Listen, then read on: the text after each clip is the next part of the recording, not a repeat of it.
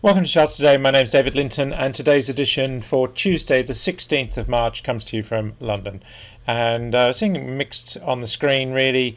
US markets mostly up yesterday, so that's driving equity markets up, but we are seeing still some weak places with the red on the screen there. Looking at the dollar, remembering this is my long-term, medium-term, and short-term view of the market, we see here the dollar is actually on its continued recovery, short-term bullish again, so dollar looking strong. Euro struggling to break that 120 level, so looking weaker there.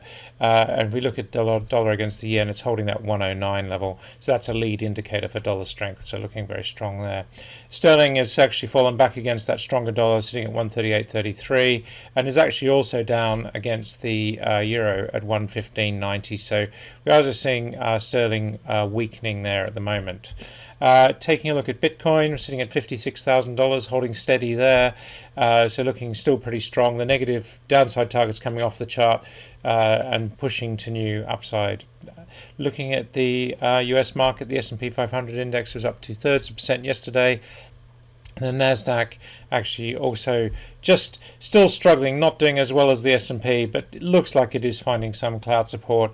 And if we look at the futures today, we're seeing the S&P future down very slightly, the Nasdaq E-mini up very slightly. So probably our call would be that markets will open flat based on those futures. Tech looking stronger.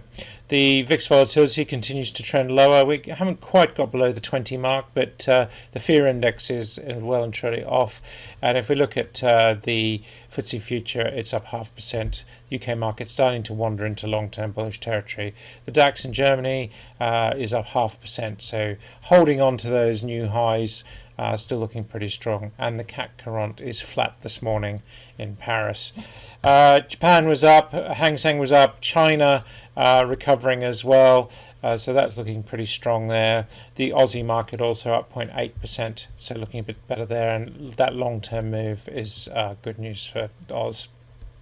Gold sitting at 1730 this morning, still in short-term bullish mode, recovery underway. We're pulling back. Will we activate this upside target? That's going to be the key thing. The bond yields down 0.5% to 1.6%. Still a very high level versus where we were, and still the trend is bullish on all three time frames. Taking a look at the energy mix, we're pretty bearish today on all around. We're seeing a screen of red. Brent crude still in the range, but down 1.6%, looking like it might have really topped at $70. We do have a target to 83. We've got this new downside target to 66, so that's going to be quite key. US nat gas breaking the 250 level, so that's pushing lower. We were bearish on gas to clients this week. Coal actually coming off as well, down 0.8%. The coal is struggling really to break this 70 level. Emissions, we are sitting at 42 euros, so pulling back slightly. We did say in our report to clients last week, don't be surprised to see this previous 40 level that was resistance now becoming support. We may well pull back to that level. No clear downside targets, but we are seeing one building on the 60-minute chart. Gas is down quite heavily this morning. NBP down 2.6%, TTF down 2%, both on the front month and on the seasonal. And if we look at German power, it's down 1% as well. So falling away there too.